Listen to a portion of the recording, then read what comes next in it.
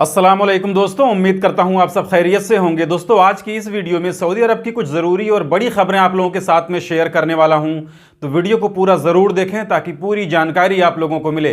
आज की इस वीडियो में गैर मुल्कियों से जुड़ी हुई कई सारी ज़रूरी खबरें हैं, जिसमें कुछ अपडेट वो गैर मुल्कियों की सैलरी के बारे में है, यानी उनको जो लेट से सैलरी दी जाती है उसके बारे में एक वार्निंग जारी किया गया है। इसके अलावा कीवा की तरफ से गैर मुल्कियों के कॉन्ट्रैक्ट को लेकर एक बहुत ज़रूरी अपडेट आई है। कुछ अपडेट वो सऊदी सफर करने वाले मुसाफिरों के लिए डीजीसीए की तरफ से आई है, और कुछ बहुत ही जरूरी अपडेट वो अपने लगेज बैग में पैसे रखकर ले जाने वाले लोगों के लिए है, चाहे कम पैसे हों या ज्यादा पैसे हों, और ये बहुत ही जरूरी अपडेट है। इसके अलावा भी कई सारी जरूरी खबरें हैं, तो वीडियो को शुरू से आखिर तक जरूर देखें। तो इस वीडियो की सबसे पहली अपडेट वो कीवा की तरफ से है, जिसे आप स्क्रीन पर देख सकते हैं।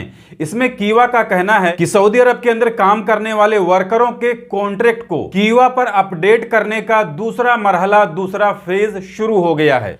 तो देखिए, इससे पहले कीवा की तरफ से सभी कंपनियों को यह कहा गया था कि कंपनियां अपने कम से कम 20% वर्करों का कॉन्ट्रैक्ट कीवा पर अपडेट कर दें, जिसके बाद बहुत सारे वर्करों का कॉन्ट्रैक्ट कीवा पर अपडेट हो गया है। लेकिन अभी भी 80% वर्करों का कॉन्ट्रैक्ट कीवा पर अपडेट नहीं है। आप लोगों में से बहुत से ऐसे लोग होंगे जिनका कॉन्ट्रैक्ट कीवा पर अपडेट हो गया होगा, लेकिन बहुत से ऐसे लोग अभी होंगे जिनका कॉन्ट्रैक्ट अभी कीवा पर अपडेट नहीं हुआ होगा। तो अब कीवा की तरफ से वर्करों के कॉन्ट्रैक्ट को कीवा पर अपडेट करने के लिए दूसरे फेज यानी दूसरे मरहले का ऐलान कर दिया गया है, जिसमें कीवा का कहना है कि इस दूसरे फेज में कंपनियां अपने 50% वर्करों के कॉन्ट्रैक्ट को कीवा पर अपडेट करें, और इसके बाद एक तीसरा मरहला भी आएगा, तीसरा फेज भी आएगा, जिसमें कीवा ने कहा है कि तीसरे फेज में कंपनियों को अपने 80% वर्करों का कॉन्ट्रैक्ट कीवा पर अपडेट करना पड़ेगा। तो आप लोग अपने कॉन्ट्रैक्ट को लेकर, अपने मुआहदे को लेकर सावधान जरूर रहें कि उस कॉन्ट्रैक्ट में कंपनी ने क्या क्या लिखा है। इसकी जानकारी आप जरूर रखें, क्योंकि हो सकता है उसमें कुछ ऐसी बातें लिख दी गई हों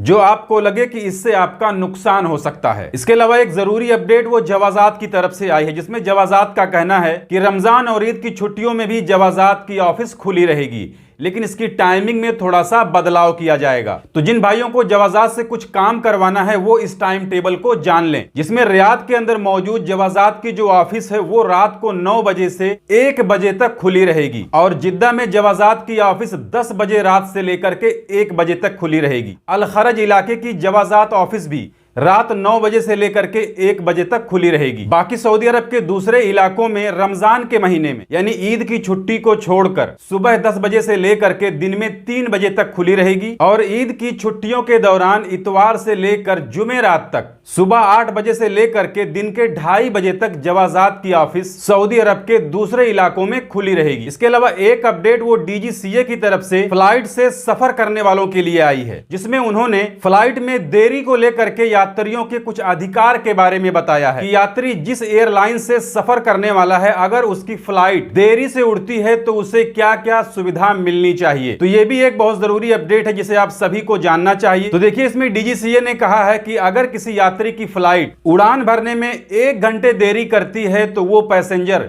अपने लिए उस एयरलाइन से रिफ्रेश होने के लिए चाय, कॉफी या जूस वगैरह मांग सकता है, जो उसे फ्री में दिया जाएगा। इसके अलावा अगर किसी की फ्लाइट को उड़ने में 3 घंटे से ज्यादा देरी हो रही है तो वो यात्री उस एयरलाइन से खाने की डिमांड कर सकता है, यानी मील वगैरह उससे मांग सकता है, जो कि फ्री रहेगा। लेकिन अगर कोई फ्लाइट उड़ान भरने में 6 घंटे से ज्यादा देर कर रही है तो फिर यात्री को ट्रांसपोर्टेशन और उसको आराम करने के लिए होटल में कमरे वगैरह देने पड़ेंगे। इसके अलावा एक बहुत ही चौंकाने वाली अपडेट वो अपने साथ में यात्रा करते वक्त कैश पैसे ले जाने को लेकर के है, जिसे आप स्क्रीन पर देख सकते हैं।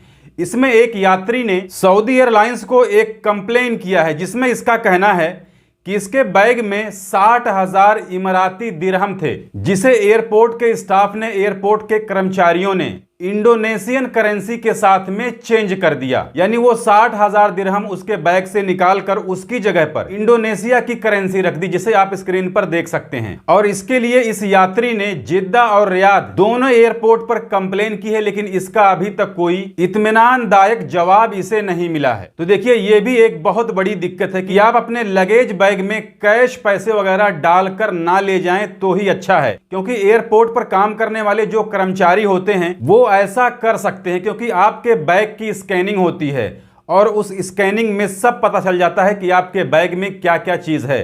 तो हो सकता है ये लोग मिले हुए हों। और ऐसी ही एक घटना मेरे साथ में भी हुई है कि मेरे बैग से पैसे नहीं लेकिन सामान चोरी हो गए थे। लेकिन ताज्जुब की बात यह थी कि मेरा बैग नहीं खुला था। बैग में मैंने जिस तरीके से लॉक लगाया था लॉक वैसे ही लगा है, उसका चैन वगैरह भी बिल्कुल नहीं खुला था, लेकिन अंदर से सामान चोरी हो गए थे। तो देखिए, मैं सऊदी अरब से ओमान होकर इंडिया आया था, लखनऊ एयरपोर्ट पर उतरा था, लेकिन मेरा एक बैग गुम गया, जिसके लिए मैंने एयरपोर्ट पर कंप्लेन की। तो उन्होंने कुछ फॉर्म वगैरह फिलअप करा कर मुझे तसल्ली देकर भेज दिया कि जाइए आपका बैग आपके घर तक पहुंच जाएगा। तो 3-4 दिन के बाद वो बैग तो मुझे मिल गया, लेकिन जब मैं उस बैग को खोला तो उस बैग के अंदर से काफी ज्यादा सामान निकाल लिए गए थे। हालांकि बैग एकदम से लॉक था, कहीं से टूटा फूटा नहीं था, कहीं से कटा फटा नहीं था, कुछ भी नहीं था। देखने में ये लगता ही नहीं था कि ये बैग खोला गया है, लेकिन अंदर से सामान चोरी हो गया था। ये मैं अपना पर्सनल एक्सपीरियंस बता रहा हूं। तो ये तो रही सामान की बात, लेकिन कैश वगैरह आप अपने बैग में डालकर बिल्कुल भी ना ले जाएं। इसके अलावा ओमान में काम करने वाले गैर मुल्कियों के लिए ओमान लेबर मिनिस्ट्री की तरफ से एक बहुत जरूरी अपडेट आई है, जिसमें ओमान श्रम मंत्रालय ने सभी कफीलों और कंपनियों से वर्करों को उनकी सैलरी टाइम पर देने की अपील की है। इसके अलावा ओमान के श्रम मंत्रालय की तरफ से यानी लेबर मिनिस्ट्री की तरफ से वर्करों को कहा गया है कि अगर आपकी सैलरी ड्यू डेट के बाद 7 दिन के अंदर नहीं मिलती है तो इसके लिए आप अपनी कंपनी अपने कफील के खिलाफ में कंप्लेन भी करवा सकते हैं। यानी जिस दिन आपकी तनख्वाह मिलनी चाहिए उस डेट से लेकर अगले 7 दिन के अंदर अगर कंपनी या कफील आपको सैलरी नहीं देता है तो इसके लिए आप कंप्लेन कर सकते हैं। तो ये थी आज की इस वीडियो में गैर मुल्कियों से जुड़ी हुई कुछ जरूरी खबरें जिसे मैंने आपके साथ में शेयर कर दी।